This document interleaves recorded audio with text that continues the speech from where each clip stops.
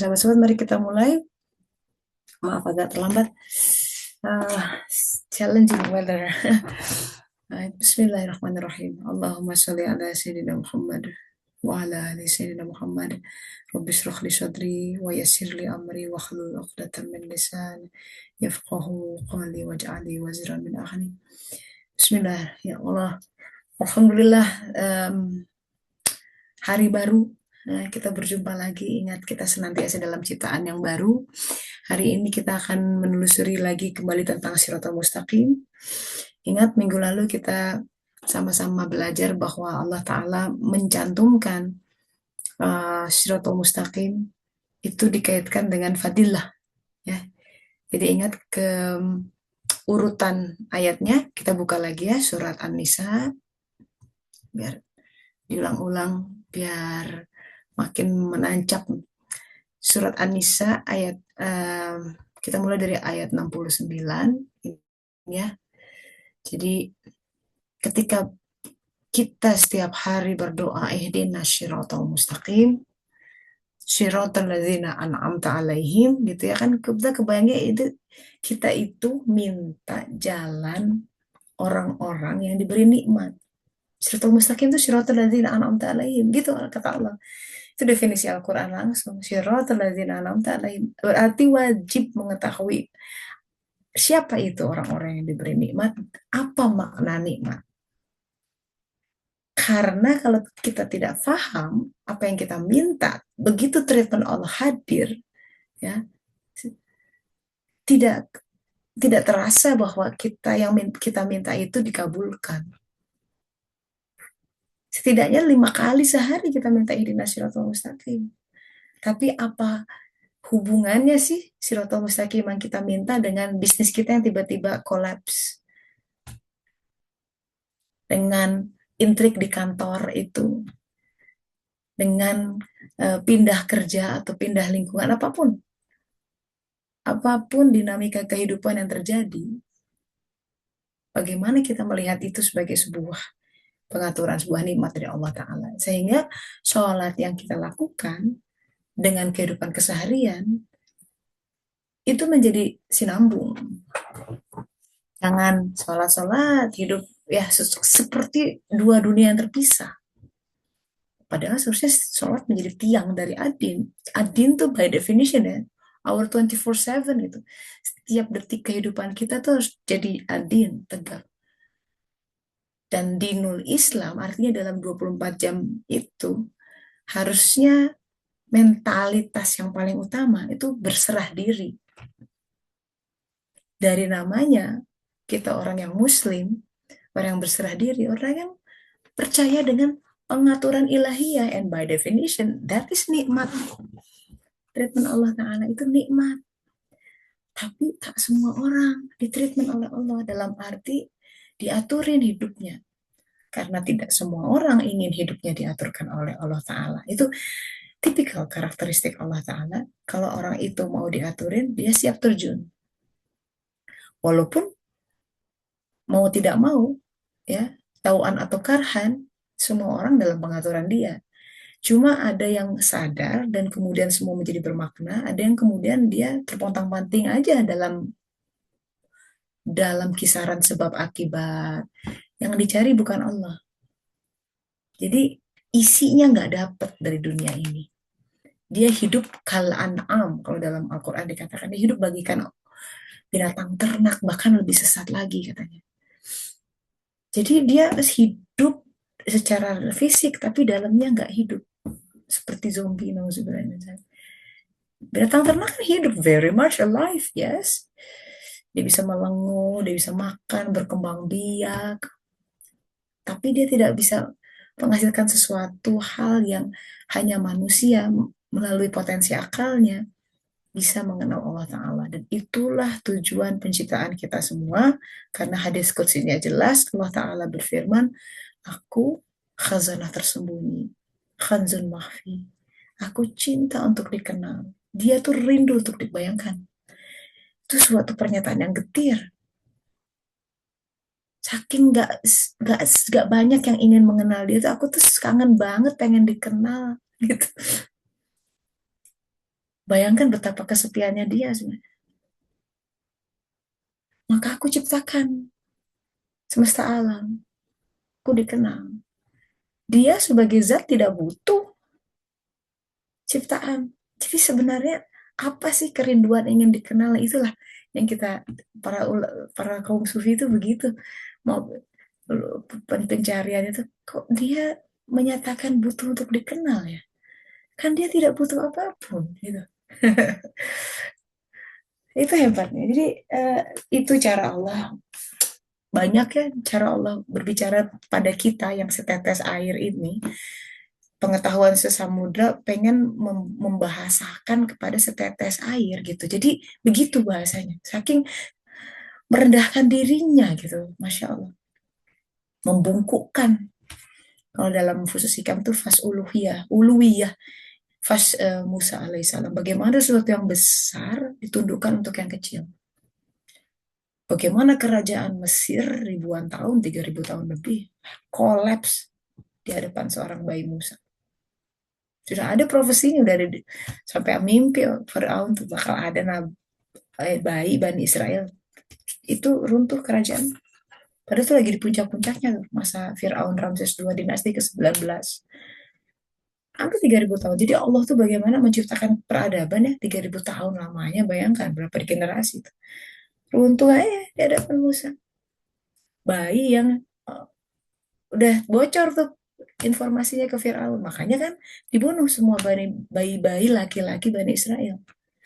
Itu yang melatar belakangi ya peristiwa Musa lahir. Tapi hebatnya Allah, bahkan Musa diasuh di dalam kerajaan Firaun itu tuh hebat. Makanya manusia mah nggak bisa sombong ya, pakai usaha ini itu. Bagaimana kita harus mitigasi bencana? Boleh, silakan. Tapi takwa itu yang harus didahulukan. Oh, kita harus plan our future, anak kita boleh, silakan. Tapi takwanya mana? Tawakalnya mana? Itu dulu. Yang lain nonsense. Nah itu kita suka lupa sih fasik sama Allah Ta'ala. Terlalu nyandarin diri pada asuransi ini, itu, rencana ini, itu tenang. It's all being taken care of. Ah, hilang.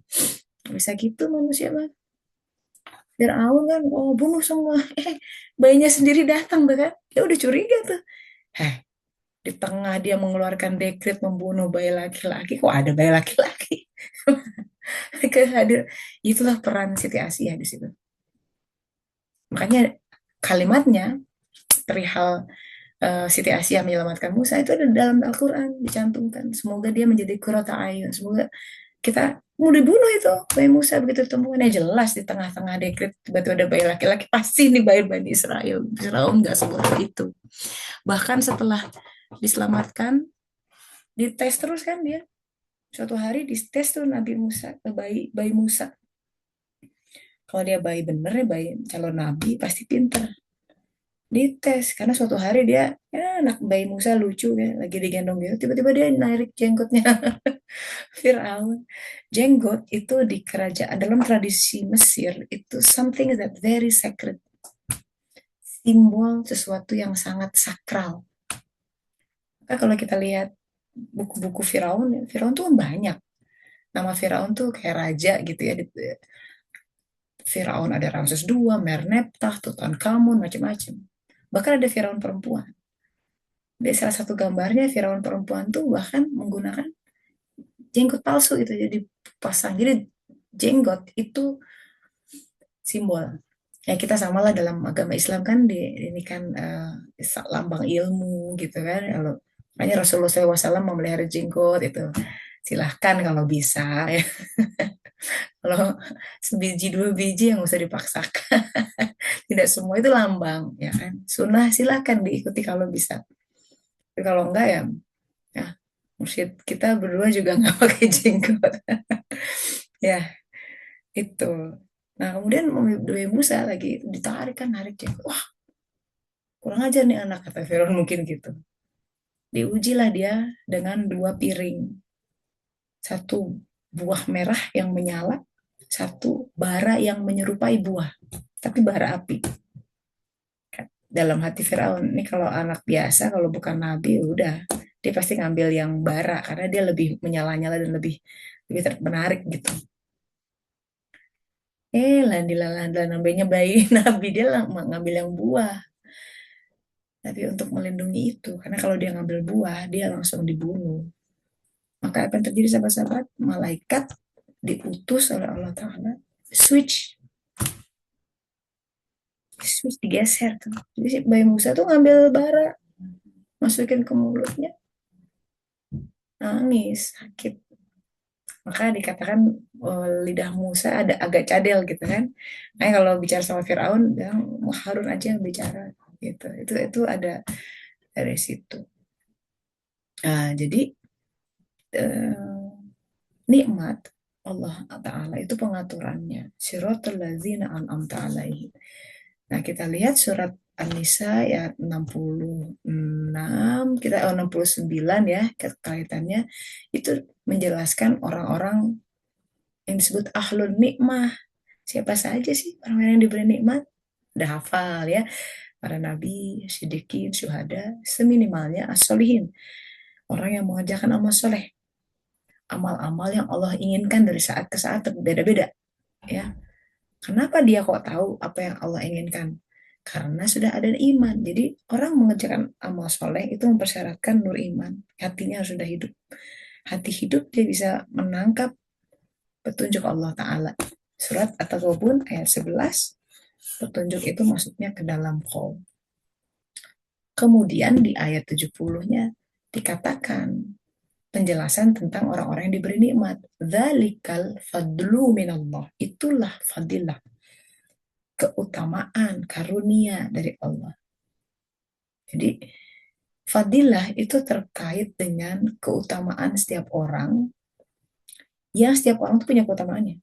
Jadi nggak ada dalam agama ya, dalam konteks suluk, setiap orang tuh nomor satu di bidangnya. Nggak ada yang second citizen, ya KW2, nggak ada. Setiap orang tuh sebenarnya cerdas, genius di bidangnya masing-masing. Itulah keutamaannya, itu spesifik dan itu yang harus dicari. Dan itu hanya terbuka di Siratal Mustaqim. Jadi kalaupun kita, dan itu tidak tidak selalu paralel dengan profesi dalam tanda kutip ya. Ya, yang ada sekarang adalah sesuatu dari Allah Ta'ala. Pasti itu sesuatu yang mepet-mepet tuh. Apalagi kalau kita senang dengan pekerjaan yang kita sekarang. Apapun aktivitas yang kita kerjakan, sebenarnya kita mulai harus baca tuh sejak lahir dari sekarang. Apa sih yang Allah mudahkan sama saya?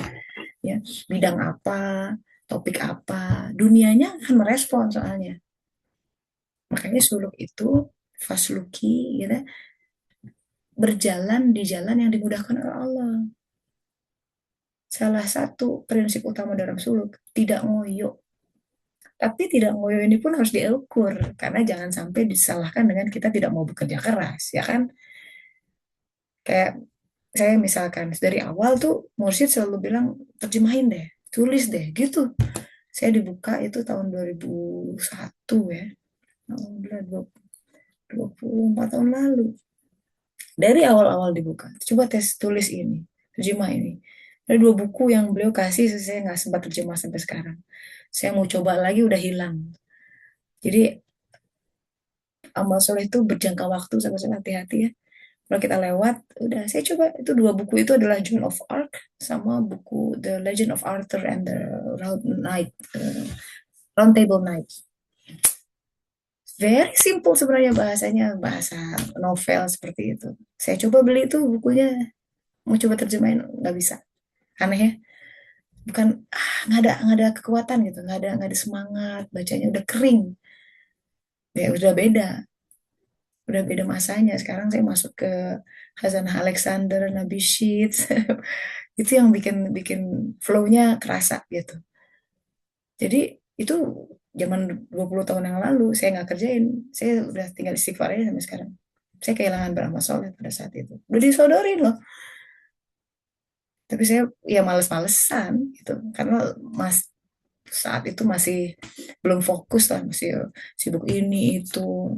Ah, itu yang saya I regret ya. Saya sesali sampai sekarang. Saya istighfar banyak-banyak nih. Hilang udah. Jadi sahabat-sahabat, kalau Allah menggerakkan tertentu ya, apalagi kalau kita punya mursyid ya, ditunjukin ya, kerjakan ini. Seorang mursyid tuh nggak gampang nyuruh-nyuruh orang. Kalau dia sampai udah nyuruh tuh berarti of urgency berarti. Gitu. Dia akan cenderung menunggu. Dia akan cenderung menunggu, saliknya akan berkata, Kang saya mau ngambil ini, boleh nggak gitu. Fungsi mursyid adalah mentahkik, ya boleh, ya baik gitu. Karena fungsi dia memandu. Sebentar, ini bukan kerjaan kamu, jangan. Dia akan bilang, "Jangan, tunggu dulu atau apa. Ya, nah itulah. Jadi dalam konteks amal soleh, karena kita ingin jadi solihin setidaknya, itu harus harus banyak merenung gitu ya, harus jangan asal ngerjain sesuatu gitu ya, harus pilih-pilih memang. Dan pilih-pilih itu harusnya dengan zikir sama Allah Ta'ala. Ya Allah, ini aku dapat kerjaan tawaran ini, boleh nggak, and take time, nggak usah dijawab hari itu juga gitu, kadang-kadang butuh waktu untuk merespon, and it's okay gitu ya. Ya, jadi kaitan Siratul Mustaqim dengan fadilah. Hari ini kita akan melihat Siratul Mustaqim ya, kaitannya dengan um, sebuah perjanjian ya. Kemudian bagaimana, apa itu maksud nikmat? Jadi nikmat itu adalah semua hal yang Allah aturkan kepada seseorang agar orang itu stop steady di Siratul Mustaqim. Ibaratnya seorang yang menanam benih ya, pasti disayang banget tuh. Ya, sama lah orang tua juga, pengaturan dia sama bayinya ya, dikasih minum, kasih makan, ganti popok, ya kan, kadang bawa imunisasi, itu adalah pengaturan buat si bayi, menyakitkan, tapi orang tua tahu itu baik buat dia. Benih pecah kecambah tuh sakit mungkin buat benih, tapi itu syarat untuk bertumbuh. Sang penanam benih tahu dia harus apa mengaturnya adalah airnya disiram setiap hari, cahaya yang baik ya. Kalau ada gulma atau rumput-rumput dibuang, diberi pupuk, itu semua pengaturan Allah Ta'ala. Yang dalam surat Ali Imran dan dalam pergantian siang dan malam gitu ya, terdapat tanda li ayat li ulil albab. Siang dan malam, pergantian itu menggambarkan sebuah pengaturan ilahiyah. Supaya kita manusia sebagai tanaman-tanaman ilahiyah tuh tumbuh. Syaratnya mesti berserah diri agar kita ditumbuhkan sesuai dengan jati dirinya, sesuai dengan fitrahnya, sesuai dengan fungsinya, sesuai dengan untuk apa dia diciptakan. Akan tetapi sebagian besar manusia salah tumbuh. Hadisnya orang tuanya menjadikan dia ya Yahudi, Nasrani, Majusi. Jadi dia punya karakter-karakter bentukan sehingga dia tumbuh tidak menjadi dirinya. Dia mengerjakan sesuatu yang bukan sebenarnya kerjaan dirinya.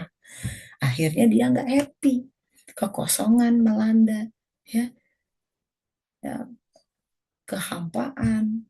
Dia mencari-cari. Nah, titik balik dalam perjalanan manusia adalah ketika seseorang mulai Allah panggil, biasanya melalui sebuah tragedi ya, karena orang tuh kalau hidupnya dibikin tenang tenang saja, semua baik-baik aja, nggak akan nyari Allah, dicenderung begitu. Udah Al-Qur'annya sudah begitu desainnya, karena terlalu hidup dalam ilusi dunia, susah untuk keluar dari situ. Dia akan hanya menuhankan kehidupannya, menuhankan apapun makna kebahagiaan buat dia, tapi tidak mencari Allah. Karena nggak perlu Allah loh, duit ada, nggak perlu minta, nggak perlu doa, semua tercukupi. Tuhan tak perlu. Ya, kejadiannya banyak di sini ya. Di negara-negara maju, ateis, most of the population, more than 50% ya di Belanda, 55% lebih, either ateis atau agnostik. Ya, percaya ada sesuatu yang hebat, tapi tidak mau menyebut itu Tuhan. Perlu namanya untuk menyebut Tuhan. Ya. Nauzubillah. Itulah kalau orang semua hidupnya enak seperti itu. Jadi sebenarnya adalah sebuah rahmat dari Allah Ta'ala ketika hidup kita dibikin pas-pasan, kurang, bisnis nggak jalan, pekerjaan tiba-tiba hilang, gonjang-ganjing itu dibikin sakit, dibikin ada masalah ini itu di keluarga lah, dengan anak lah, dengan macam-macam. That's the turning point for life. Kalau dalam kisah Musa alaihissalam, itu yang digambarkan oleh Khidir sebagai pelubangan perahu. Kalau nggak gitu nggak selamat. Dia akan dirampok oleh pirate gitu kan, ada raja di lautan. Itu dunia Firaun. Kan habis kita dilahap oleh dunia, nggak akan berkutik. Orang kuat banget lawannya. Dunia tuh ilusi besar. And the master of illusion adalah iblis itu. Dia diberi kuasa ya sama Allah. Silakan. Dia akan datangi manusia dari depan, belakang, kiri, kanan. Allah dia tahu tuh dikasih kuasanya untuk menyaring siapa yang betul-betul ikhlas mencarinya, siapa yang betul-betul ingin menjadi hambanya dalam hal yang sejati. Jadi nikmat itu kalau kita minta Shirathul Mustaqim, ingat Allah akan treatment kita dalam nikmatnya. Cuma notion kita, definisi kita sama nikmat harus direkonstruksi. Nikmat tuh bukan sekedar semua yang enak-enak. No, it doesn't work that way. Nikmat itu pengaturan dari Allah Ta'ala sehingga akal jiwa kita tumbuh. Itu sisi lain. Akal itu tumbuh kalau kita dikasih ujian. Makanya kalau sekolah ada ujian di akhir. Kenapa? Supaya mengupgrade. Dia kuat. Dia bisa melihat suratul mustaqim dan berjalan di jalan itu. Ya, suratnya surat Al-Fat. Surat 48 ayat 2. Auzubillahiminasyaitonirrajim. Bismillahirrahmanirrahim. Terjemahannya, sesungguhnya kami telah memberikan kepadamu fathun mubin, kemenangan yang nyata. Fat itu dikaitkan dengan agar Allah memberimu ampunan atas dosa yang telah lalu dan yang akan datang. Bayangkan, dia tahu kita akan berbuat dosa di tahun sekian, itu dengan al-fat udah diampuni. Coba kenapa? Agar Allah menyempurnakan nikmatnya atasmu dan membimbingmu ke Shirathul Mustaqim. Jadi ayat Al-Quran yang mengaitkan antara fat, ya, kemenangan, nikmat, dan Shirathul Mustaqim itu di sini surat Al-Fat, dari namanya Fat, Futuhat gitu ya, pembukaan, kemenangan. Jadi kemenangan itu terkait dengan dibukakannya nikmat untuk ke Shirathul Mustaqim. Bukan sekedar we are the champion, ya apa champion. Maksudnya menang tuh Allah pilih. Itulah, itu sebenarnya seruan salat ya, hayya ala salah, hayya ala falah. Ya, orang-orang yang al-muflihun gitu kan, yang beruntung itu orang-orang yang dimenangkan, diberi nikmat. Nanti kita akan lihat ayat Quran lain definisi nikmat seperti apa. Jadi catat surat Al-Fat 48 ayat 2 ya. Kemudian kita lihat surat ke-16 yang bicara tentang Nabi Ibrahim alaihissalam. Ayatnya ayat 120, 121. Sungguh Ibrahim adalah seorang suri toladan. Jadi dalam Al-Quran tuh seorang imam ya, apa namanya,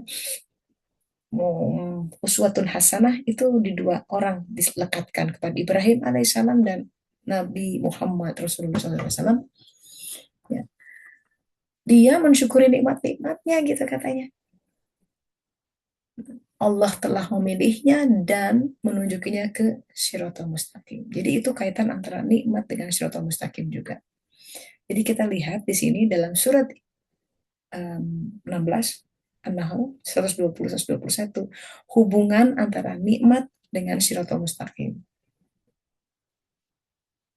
Jadi itu ya, sebagai tambahan kita lihat surat kelima, surat Al-Maidah ayat 6.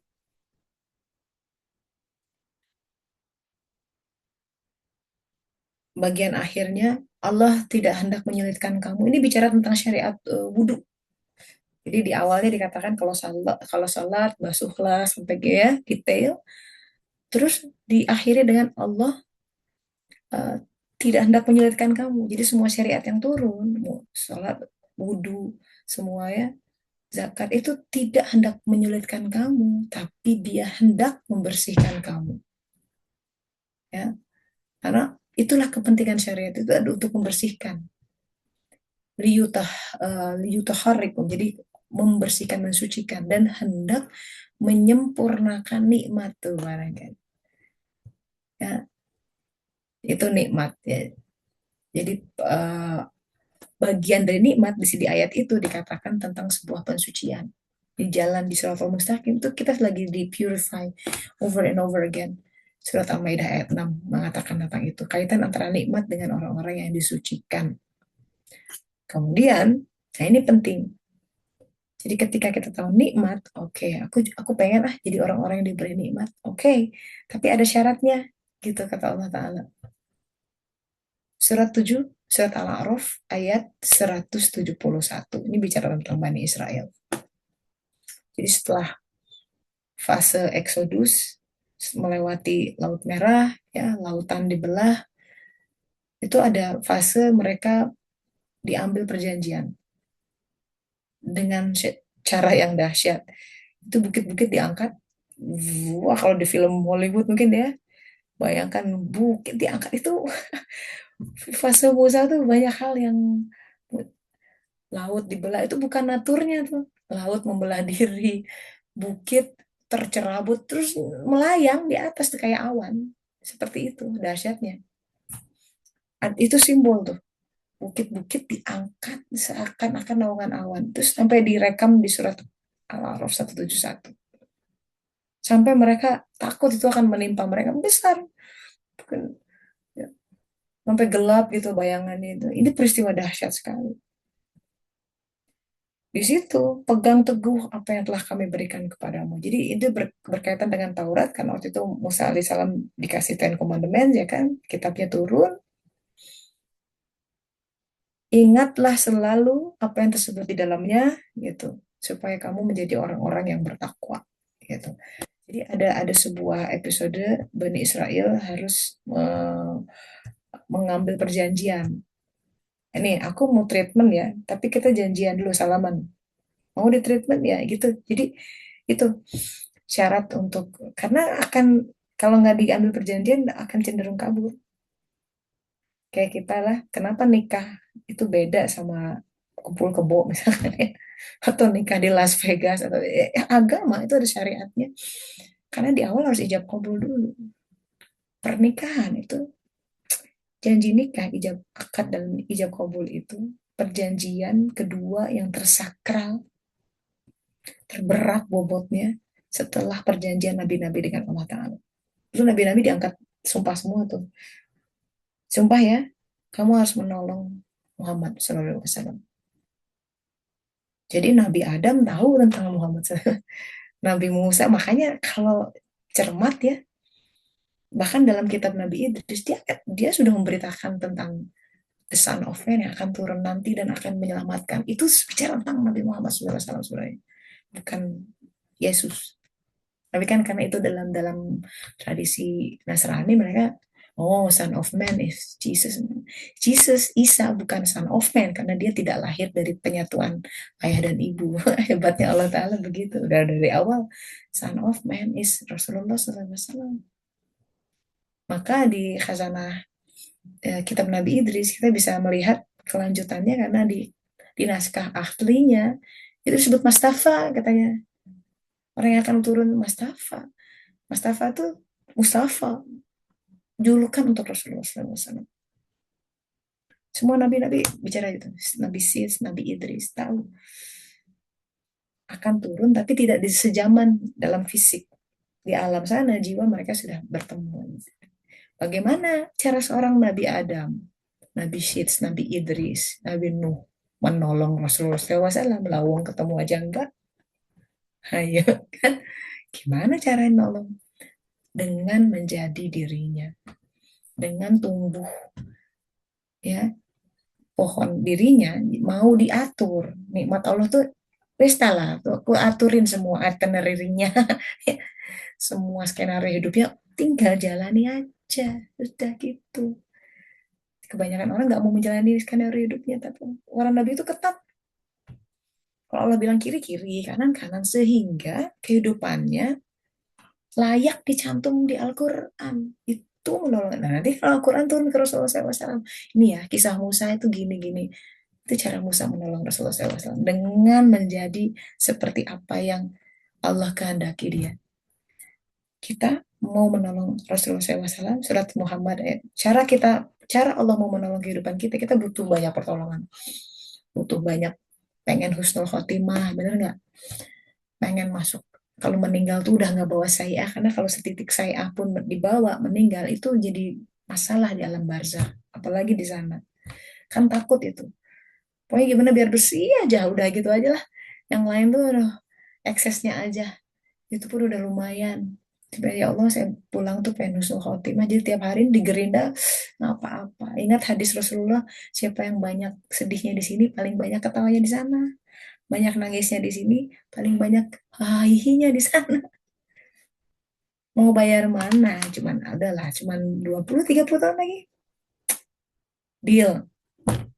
Ganti dengan ribuan tahun di barzah. Baru di barzah loh ya. Belum di akhirat. Abadan, abadan. Lama banget. Kalau nggak selamanya. Saking lamanya tuh infinity sampai dibilang selamanya. Ya iyalah. Mau. Ganti dengan 20 tahun. Fine. Nggak apa-apa. Di sini mendera dikit. Hari ke hari. Aduh aku kok sepi ya. Aku kok begini. Nggak begitu ya. Ya Allah. Aku sebenarnya sakit. Aku mau trade ini ya Allah. Kita kita ini ya, aku jual ini semua demi kehidupanku di sana. Aku jalani. Terima kasih ya Allah. Walaupun sakit, ku bawa berlari. Mungkin tersenyum. Terima kasih. Gini juga udah dikasih hidup. Pokoknya aku kembali bersih ya Allah ya. Tolong gitu. Udah jalani aja. Luka kita bawa berlari. Jalan terus. Pokoknya jangan berhenti. Jalani hidup dengan kebersyukuran. Sepedih apapun itu. Seberat apapun itu. Nggak masuk akal semua. Percaya aja. Ada yang ngaturin. Nah, percaya dengan pengaturan Allah itu, ya itu yang tiap hari kita minta ihdinas siratal mustaqim. Kan kata Allah katanya minta ihdinas siratal mustaqim. Aku aturin kamu berontak-berontak. Karena nggak paham bahwa pengaturannya kadang berwujud sebagai sesuatu yang menyakitkan. Sakit tuh buat ego, hawa nafsu, karena kita banyak, kalau sudah bersih hatinya mah nggak sakit. Karena udah lapar. Itu yang sakit tuh karena banyak kemelekatan. Itu yang dikeletekin dan sakit. Ya, karena sudah mau kelas ya udah. Aku tak peduli kalau kata Umar. Hah, takdirku baik atau nggak ada baik buruk menurut dia. Pokoknya ini dari Allah semua pasti baik. Mau dirajam kek, mau dicincang, mau di istilahnya ya. Kita mah nggak nyampe gitu dah. Masih ngafe-ngafe, hah, AC ada, tidur di kasur, bukan di tanah. Baru Rasulullah tuh di tikar sahabat-sahabat tidurnya. Sampai berjejak, sampai sahabat-sahabat nangis lihatin Rasulullah nggak punya kasur, tikar keras, sampai kulitnya ada bekasnya. Manusia tertinggi loh, bisa aja minta ya dikit lah dari bulu domba gitu ya, atau wol apa bulu sapi apa kek. Enggak, Nabi Isa diketawain iblis gitu, tidur beralaskan batu, cuman batu. It's not even bantal atau dari bulu angsa. Diketawain nih, keenakan nih. Itu derajatnya memang. Ya, tuh enak-enak dia. Tidur di atas batu. Dilempar batu. Lagi minum, itu cuman punya cangkir dari kayu. Karena bapaknya kan Joseph, tukang kayu kan. Dia biasa bikin kayak. Dia punya cawan dibawa kemana-mana dari kayu. Kalau minum apa. Kata iblis tuh, hartanya. Dibilang punya harta. Udah, kan. Dibuang. Nah, karena dia melihat ada orang yang minum menciduk pakai tangan, berarti nggak butuh gelas gitu. Punya satu lagi harta lain apa coba, sisir kayu. Itu pun sama iblis. Tapi ada fungsinya juga tuh iblis memancarkan itu ya, menampakkan tuh. Mewah dia nyisir aja pakai sisir. Buat kita itu bukan kemewahan. Kalau ya Mana bisa, begitu lihat, oh ada yang lain nyisir pakai tangan, dibuang sisirnya. Ya tapi ini bukan berarti nggak, maksudnya itu lebih ke, ya beliau sangat sensitif itu. Pernah di kitab Ihya Ulumuddin, hari sangat terik pada itu. Wah mataharinya mencorong pokoknya. Nah beliau berteduh, cuma berteduh. Jadi ada bangunan, ada rumah. Kan kalau matahari terhalang bangunan dia akan ada bayang-bayang. Di situ cuma mepet dikit, nyejuk dikit gitu. Iblis balik lagi. Tuh enak-enakan langsung keluar dari bayang baru. Hara ya Allah. Nikmat itu kemudian kita lihat ya, apa itu definisi nikmat, bukan bukan asik-asik aja, bukan itu nikmat, tapi hati enak karena dia digenggam sama Allah. Buka surat Al-Maidah ayat 110, kita tadi bicara tentang Isa Al-Masih, bicara tentang ibunya, ibunda Maryam juga. Wahai Isa, putra Maryam, gitu katanya. Ingatlah nikmatku kepadamu dan nikmat kepada ibumu. Jadi dua-duanya orang yang diberi nikmat. Al-Quran sudah menyegel itu. Isa dan ibunya adalah orang-orang yang diberi nikmat. Coba kalau lihat The Gospel of Mary, gimana kehidupannya? Itu pentingnya kita baca Alkitab ya. Wah, susah sama-sama. Usia berapa bulan ya? 3 bulan atau 6 bulan, 6 bulan mungkin. Tradisi Yahudi pada saat itu kan yang di Bani Israel ya. Harus anak laki perempuan itu disimpan di mesbah, bait suci. Di pesantrenin lah. Itu anak perempuan. Bayangin, berpisah ibunya sama, buat kita mungkin sekarang parenting sekarang trauma. 6 bulan tapi nggak nangis, dia langsung main gitu ya. Dari kecil dididik oleh Zakaria alaihissalam, nabi. Bayangin, itu orang udah santer. Maryam itu hebat, udah berbicara dari mulut ke mulut, orang yang sangat soleha. Zakaria kalau masak, kok ada makanan dari mana? Ini dari Allah kayak gitu. Itu udah dari mulut ke mulut, miracle-nya gitu, karomah mukjizatnya. Ini orang udah digadang-gadang lah. Kemudian em, saatnya tiba ketika dia udah memasuki usia remaja, di saat itu usia segitu tuh udah harus dijodohin gitu lah kira-kira. Kan cari jodohnya tuh ada mekanisme tersendiri tuh. Itu di situ menarik. Dan kemudian yang terpilih itu Yusuf, Joseph, yang usianya tuh udah sepuh, aki-aki. Makanya dia bilang, kenapa aku, kenapa nggak anakku aja gitu. Mereka hidup bersama, maksudnya di satu, maksudnya dititipin, tapi jangan disentuh gitu, untuk jadi ada tradisi seperti itulah. Kemudian hamil, kan heboh. Itu menurut itu ya. Jadi hamil tuh orang kemudian, ini pasti gitu kan, udah gitu langsung. Itu nikmatnya loh ya. Jadi wanita mulia, suci, ujiannya dibikin hamil tanpa ada seseorang pun menyentuhnya sebenarnya. Wow, itu ya gimana tuh. Kemudian kan mau ngomong apa juga udah mau dihukum rajam tuh berdasarkan tradisi saat itu. Maka Maryam sedang mengandung besar, diungsikan sama Yusuf, jalan sana ke Bethlehem, keluar. Ya, nanti dia melahirkan di di satu tradisi, di satu kisah, sebenarnya melahirkannya bukan di kandang domba tuh, di gua. Ada sebuah gua, di situ bercahaya. Nanti macam-macam ada kisah itu ya. Tapi bayangkan, melahirkannya aja tidak mudah ya, dalam pelarian, bayangin. Ini orang-orang yang diberi nikmat. Allah segel di surat itu. Ibumu ya, ingat nikmatku kepadamu dan nikmat kepada ibumu, udah begitu. Terus Siti Maryam tidak mudah hidupnya.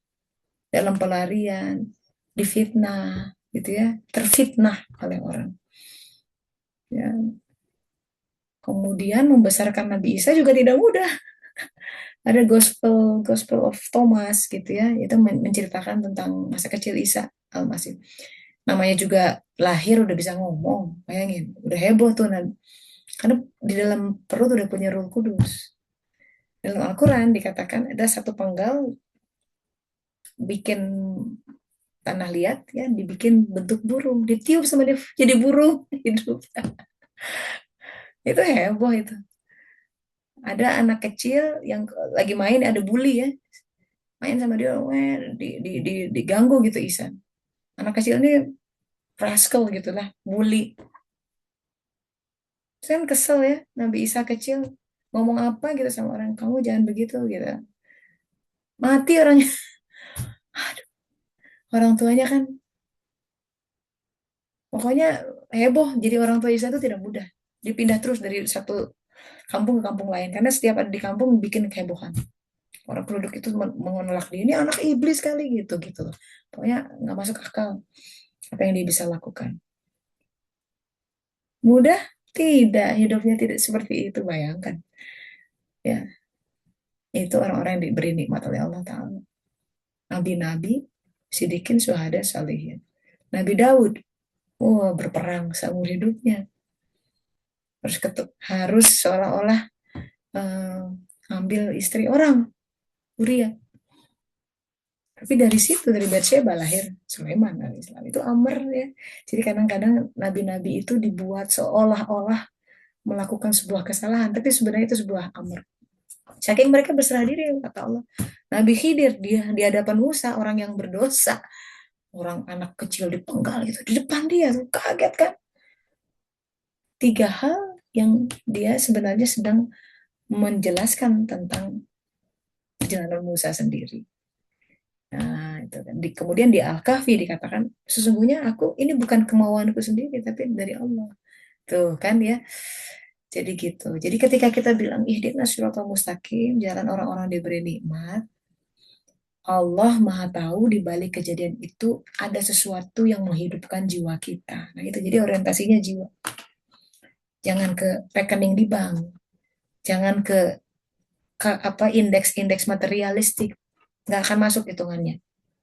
Nikmat tuh di mana, wong setelah suluk aku jadi miskin. Ada tuh yang ngomong gitu. Aku tuh setelah suluk, belajar suluk kok jadi banyak ujian ya. Nah, iya, exactly. Betul, itu sudah benar jalannya.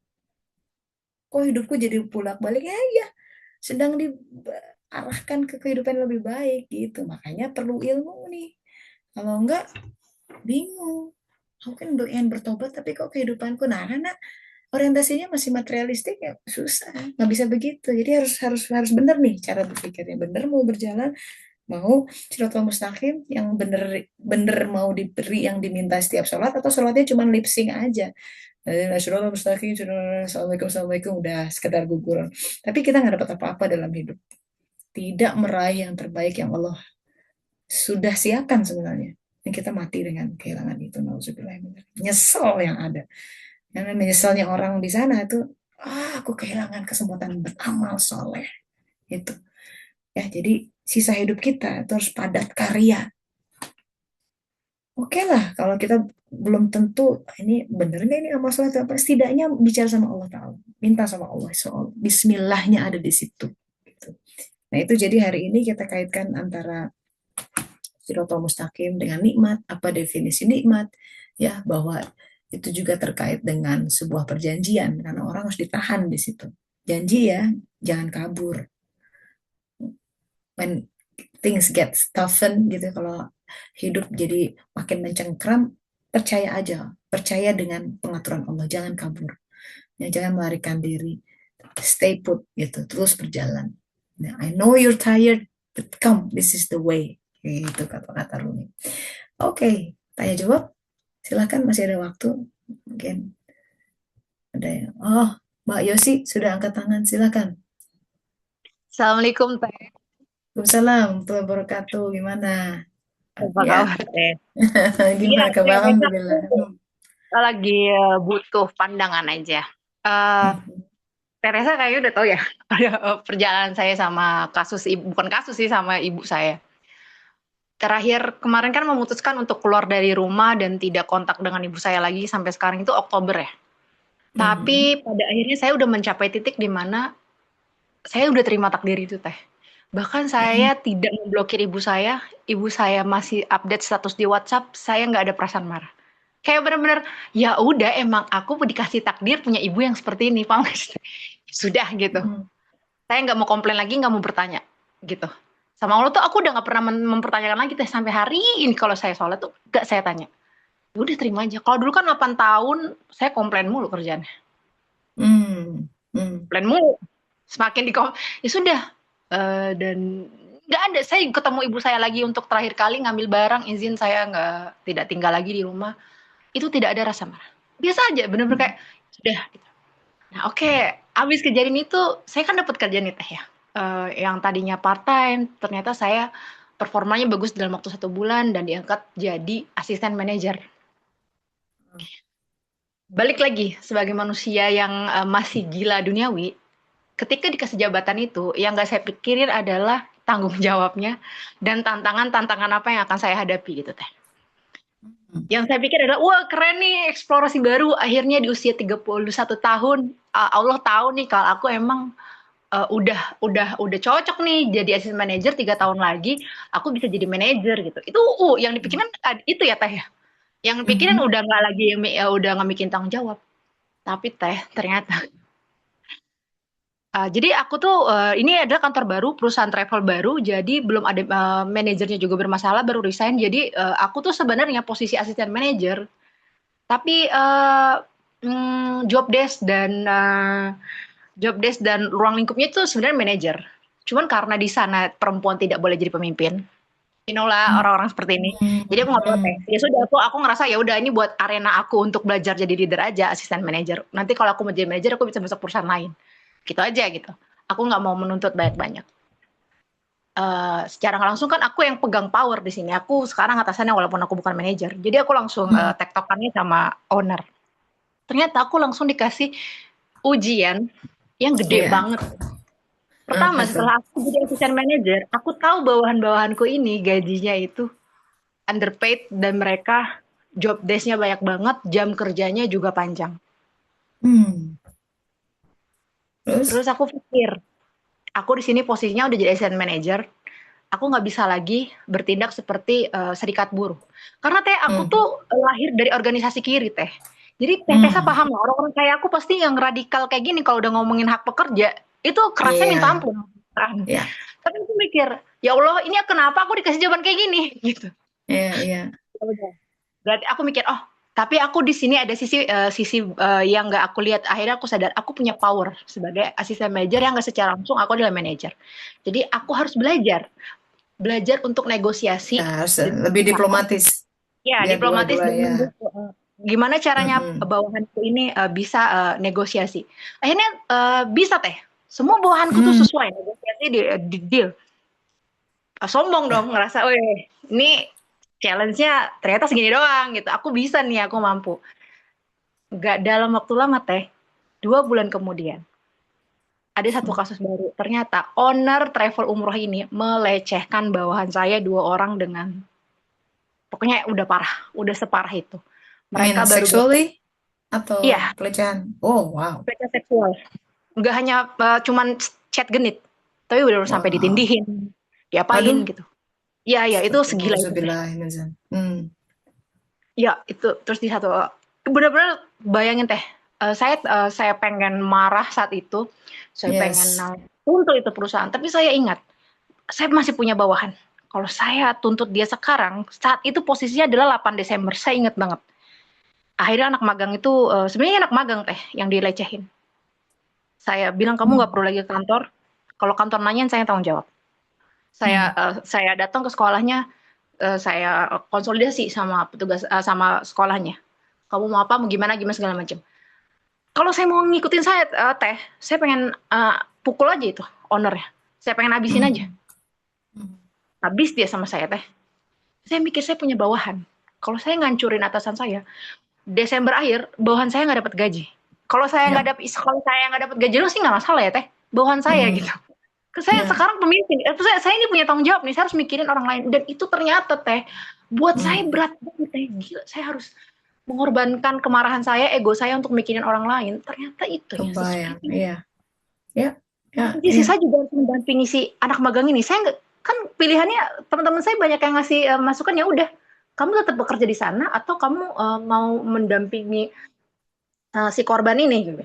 Tapi Mhm. saya tuh sampai butuh waktu 2 minggu untuk berpikir dan ngambil keputusan. Saya tanya sama Allah, saya nggak bisa ya Allah bekerja dengan pemimpin yang melecehkan perempuan. Iya, tentu saja.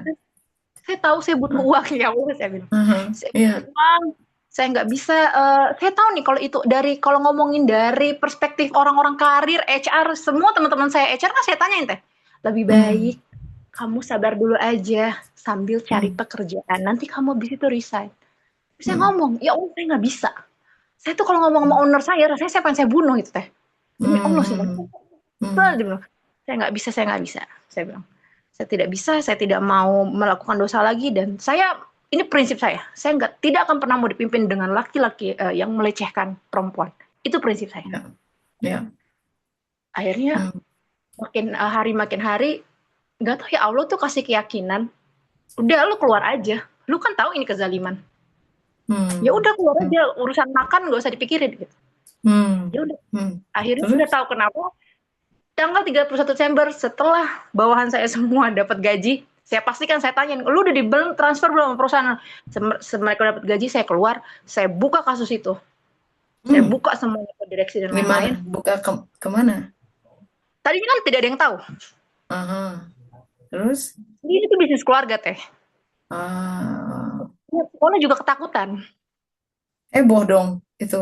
Iya benar, mereka ketakutan karena mereka menganggap perusahaan saya ini kan punya uang, punya akses Hmm. dengan penguasa, mereka dekat dengan keluarga Prabowo. Hmm. Hmm. Takutan, saya bilang. Sudah, saya bilang, "Ya sudah Pak, kalau Bapak mau lanjut, saya akan dampingin." Tapi saya saat itu posisinya sudah tidak bekerja di perusahaan itu teh. Makanya saya punya, oke saya berani gitu. Karena ini juga nanti kalau maksudnya kalau membahayakan saya kan juga ini. Ya akhirnya saya yakin keluar dari perusahaan itu dengan saya pegang nih 1 bulan gaji nih di ATM saya. Mhm. Tapi apa ya, akhirnya sebenarnya gini teh, saya tuh bertanya selama seminggu ini kan udah ketujuh hari saya sebenarnya lagi habis resign dan saya juga masih mendampingi anak-anak ini nanti akan ada pertemuan lagi dengan pihak Ya. perusahaan jangan ke Mhm. hukum ini kan panjang sebenarnya. Betul. Tapi tanya sama Allah kenapa ya saya tuh kemarin tuh ngerasa ih Allah ngerti nih saya nih kalau di karir saya tuh memang udah seharusnya udah naik jabatan ya udah gitu karena ngerasa saya mumpuni gitu. Tapi kenapa ketika saya dikasih jabatan, saya tuh apa ya teh, selama saya menjabat, nggak ada yang performa saya itu baik-baik aja, nggak ada masalah. Hmm. Masalah saya itu cuma cobaan ini, cobaan dua ini teh. Saya memperjuangkan gaji dan tadi pelecehan. Saya tuh nanya, kenapa ya? Allah nih kemarin saya udah selesai nih 8 tahun sama usia sama masalah ibu saya udah ikhlas udah. Kenapa dikasih ini gitu teh? Ini saya mau disuruh ajarin apa lagi gitu. Ini Hmm. saya marah banget teh, marah sama diri saya. Saya nggak marah sama Allah, tapi mempertanyakan apa yang memang aku nggak pantas ya menjadi leader karena aku perempuan tuh emosional atau apa. Nggak kok teh, aku ngerasa aku bisa berpikir logis gitu. Tapi kemarahan-kemarahan ini gitu. Apa memang Hmm. orang-orang kayak aku nih, karena temenku ngomong gini, orang radikal kayak lu emang gak cocok di perusahaan, pasti akan jadi musuh. Atau elunya yang akan jadi gila sendiri gitu. Mhm. Saya selalu Ya. yakin nggak gitu gitu. Hmm. Saya ngerasa Ya. dunia berjalan itu nggak seperti itu, nggak sesuai teoritis kiri kanan. Saya lebih yakin sekarang Yes. nggak gitu gitu, nggak gitu teh kalau buat saya. Sekarang saya belajar Ya. untuk seperti itu. Tapi ternyata jadi pemimpin itu saya baru dikasih, yaudah kesempatan nih, kamu cobain. Kamu kan pengen jadi manajer nih, 3 bulan dikasih sama Allah. Tapi cobaannya ya Allah teh, saya sampai nangis ya Allah saya ini kenapa teman-teman saya yang jadi assistant manager terus mulus-mulus aja mereka tuh fokus ikut mentoring ikut apa kenapa saya langsung kayak bar gitu loh teh apalagi Hmm. Hmm. saya mau diapain Hmm. lagi gitu ya Allah teh Hmm.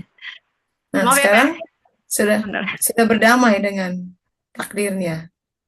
Udah, cuman masih marah dan kayak kenapa aku harus dapat semakin aku berpikir apa ya berani untuk oke ini zalim aku nggak mau aku semakin selalu dikasih lingkungan yang isinya tuh orang-orang itu semua teh Hmm. Ya, ada. ada pembelajaran di situ. So, itulah ya, itu bagian dari nikmat. Kaitannya dengan topik kita hari ini bisa menghubungkan nggak? Kita Jim yang tesnya kan bilang nikmat itu nggak harus yang rezeki enak atau apa, dan saya ngerasa ternyata saya kan mikirnya gini, punya jabatan enak, gaji besar, udah hidup saya kelar gitu. Nggak ada masalah, masalah ibu saya pun Ya, kelar gitu kan. Saya udah punya gaji ya. gitu, jadi udah tinggal nggak ada lagi nih masalah antara tarik-tarikan finansial sama ibu saya gitu. Mhm. Ternyata nggak juga teh, Enggak nggak juga. begitu. Pikiran Enggak. picik saya itu pikiran bodoh saya ya kemarin itu ya. Ya, ya, ya. Itu salah satu hal yang Allah ingin ajarkan. Jadi kita punya waham tertentu yang itu tidak benar dan Allah tunjukkan. Nih aku kasih gaji tapi kompleksitas jadi bertambah apa? Nah, ya. Apa ini yang dimaksud? Kan tidak begitu kan? Ya. Jadi itu namanya memang akal kita lagi di-upgrade. Ya, apa yang kita pikirkan sebelumnya tentang definisi hidup enak apa ternyata salah ya. Oh, aku akan hidupku akan enak kalau gitu kan. Kalau ternyata eh, dapat itu juga ternyata nggak gitu, tidak sesimpel itu gitu. Benar nggak?